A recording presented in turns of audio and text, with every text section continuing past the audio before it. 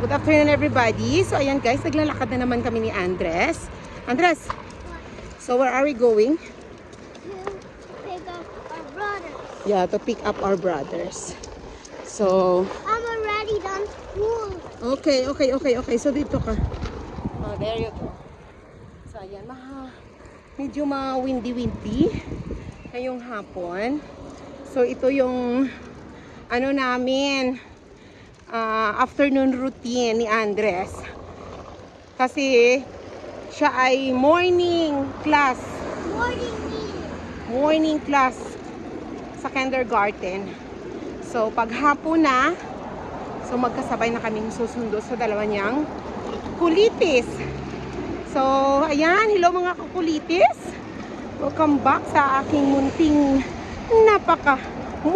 YouTube channel na mayroong 71 million charot lang, 71 peoples. Magsusundo na kami sa dalawang kapatid niya. So this is our way of afternoon. Ano tawag nito? Next school year by September, so grade 1 na siya. So ako na lang mag-isang maglakad kasi full time na siya sa school. So ngayon, yeah, mayroon pa akong kasama. So ang weather ay mahangin, maaraw, na malamig. Yan. So ngayon ay Thursday ng hapon. Bukas ay day off ko. Day off sa pagsundo lang. Kasi nga, day off ng tatay nila sa trabaho. So, ang tatay nila sa trabaho ang magsusundo. Hello guys. Yeah, walang walk. Welcome to our video. Walang walk tomorrow. Si Inday Girly ng Calgary, Alberta, Canada. So pag alis namin sa bahay, madilim-dilim. Ngayon, maliwanag. Tinatahak namin yung main road ng Copperfield, Southeast Calgary. There. So, ayan. So, sige guys. Concentrate muna tayo ngayon sa paglalakad. Okay. Pauwi na kami. At nakuha na magkakasama na kaming apat. With my older one. And these two boys. So, ayan. Good evening, everybody. Good evening. Galing kami sa church, nag-attend ng session ni grade 2 kong anak para sa kanyang reconciliation. So, time check is 7:40 in the evening. Ayan, good evening mga kakulitis. Good evening mga kakulitis. Tingnan nyo kung ano ang nasa likod ko.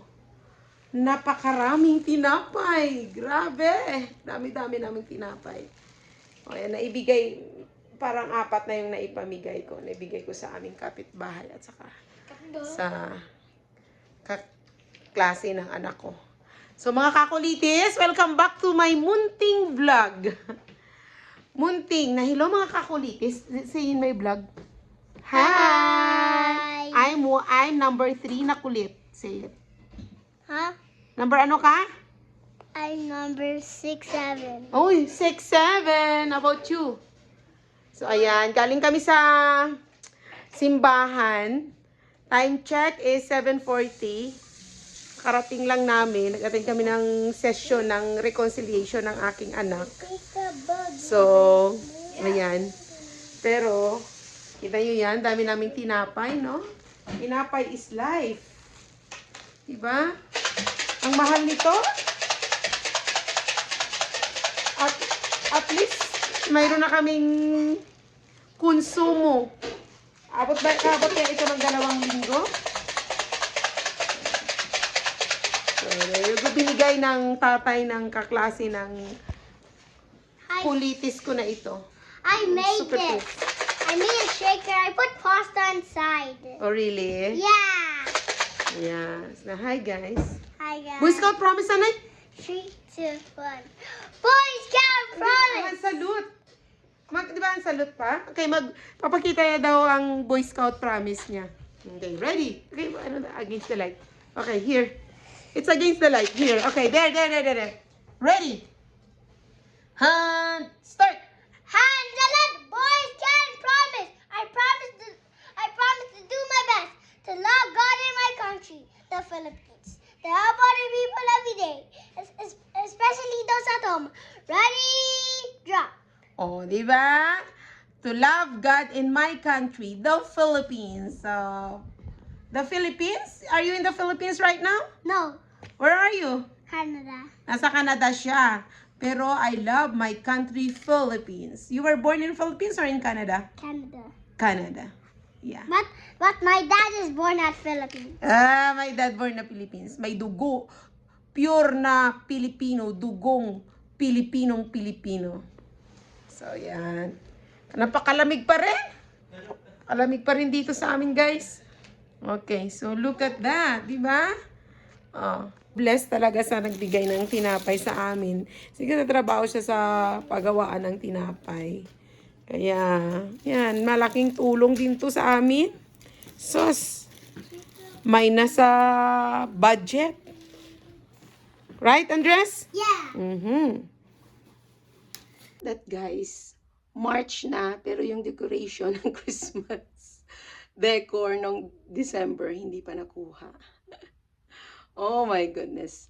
Anyway, punta tayo ng Walmart ngayong araw. Today is Monday. Lahat ng mga Junakis ay nasa school. Tapos, last day of school nila for this week is Wednesday na kasi nga mayroong parang growth professional day ang mga teachers sa Thursday, Friday, tapos long weekend.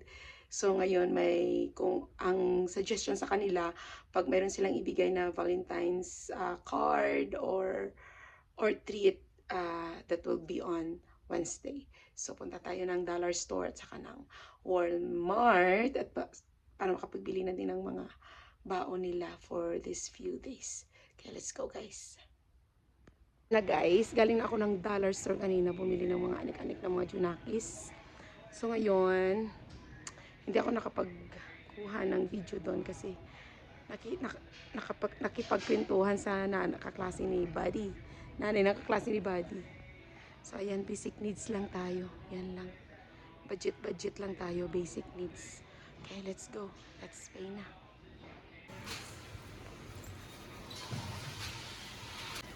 Ang ganda ng headband mo, mother, no? Ang ganda ng headband mo. Grabe ang init, subong. February pa lang, spring na. Ano? Look at the weather. Look at the road. Too sunny. Lagaw naman ko di kay Cool Dip. Ebe, kuluran. Morta. Dire. Ayan.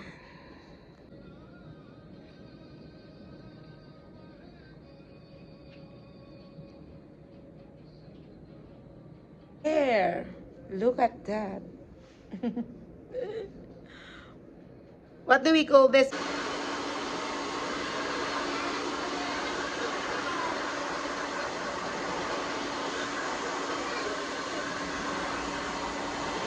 Yan. So, hello everybody. Huwag maingay muna. So, kanina habang naglalakad kami pa uwi galing ng school, may napulot kaming wallet. Wallet ng isang, I think, lalaki. Of course, obvious naman nga, ang may-ari nito ay isang lalaki. So, wala siyang laman pera, pero nandito ang pinaka-importanteng anong importanteng dokumento We found a sa wallet. kanyang buhay. Alam nyo, kung ano ang pinaka-importante. It's breaking news, guys. Breaking news. We just found a Okay, wallet. okay, one Let's sec. go on. Ano ang pinaka-importante dito? Ang kanyang We found a wallet. ang kanyang girlfriend. Hindi, ang pinaka-importante dito ay ang kanyang PR card, permanent residence card, ang kanyang debit card, ang kanyang tawag nito, driver's license. Siyempre hindi siya makapag-drive ngayon. Ang problema, wala siyang telephone number. Okay, good morning Calgary. Good morning everybody. So today ay hahanapin namin ang bahay ng may-ari ng wallet na nakita ko. So samahan natin kasi napakahalaga ng laman ng kanyang wallet. Half of his life. Half of his life. So medyo malayo-layo to, nasa 15 to 18 minutes. So wala naman traffic, so baka 15 minutes. So let's see, hanapin natin yung bahay niya para mabalik natin yung wallet na napulot natin sa daan. So ngayon nasa Mackenzie Town Way kami, pero dito ito ay MacIvor Boulevard. So yeah, ayan, may shoppers yung pinuntahan namin dati ng ulitis ko. So dyan kami liliko. Hanapin natin. So pagkitao na namin ang balay, ari na siya. Ari na kami di guys sa Range View. Range View Way o Range View Lake? Then, Ay parang may lake. turn right. Then, turn left. Yan, new community sa Southeast. Oh, ganda ng mga bahay dito. Grabe. In 200 Wow. meters. Oh, duplex ang bahay, duplex. Guys, may papakita ko sa inyo. So, excited na ang mga kulites. So, ito ay mga staff para sa kanilang Valentine's Day.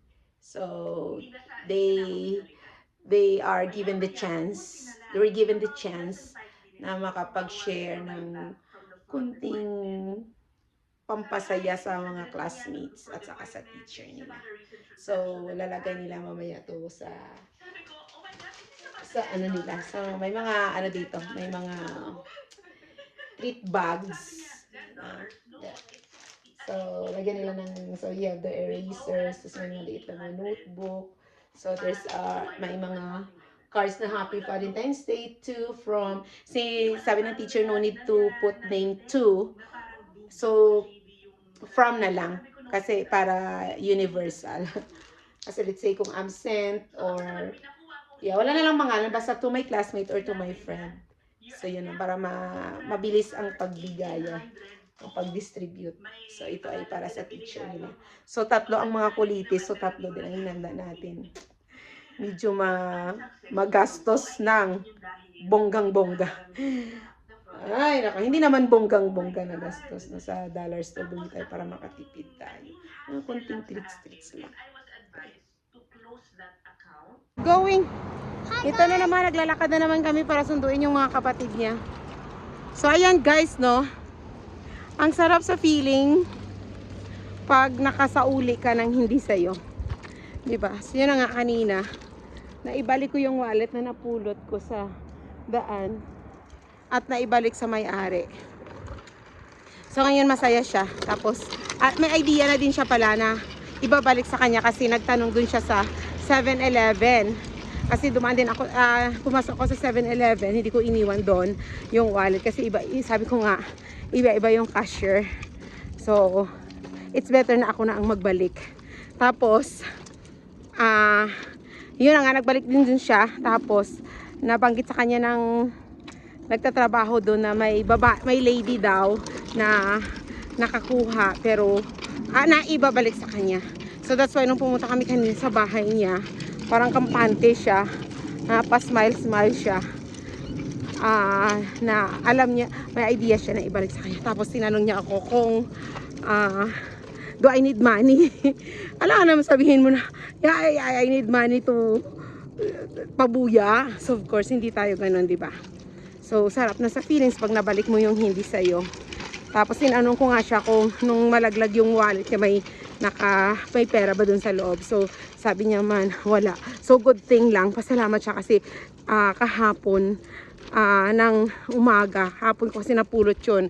Kakakuha yan lang din ng driver's license niya sa mailbox. So kasi kung wala yun, hindi ko maibalik sa kanya personal kasi nga sabi ko kasi hindi naman lahat ng tao ganun, di ba? Mayroon naman mga iba kaya nga credit card lang na ma-misplace or or accidentally na makita mo sa daan. So iba, may mga iba pa rin na ginagamit, di ba? So nandun yung debit card niya at credit cards niya. So by the way, kakalipat lang pala nila nito dito sa Calgary. Galing sila ng British Columbia. So 1 month ago. So anyway, so yun lang. So yeah, ang sarap ng hangin guys. Ang lamig na mahangin. So yun lang. So for now, kita-kits sa ating next vlog. God bless everybody. See you guys soon. Bye for now. Susunduin na namin yung mga kulitis. Malapit na kami sa school. There you go. Bye.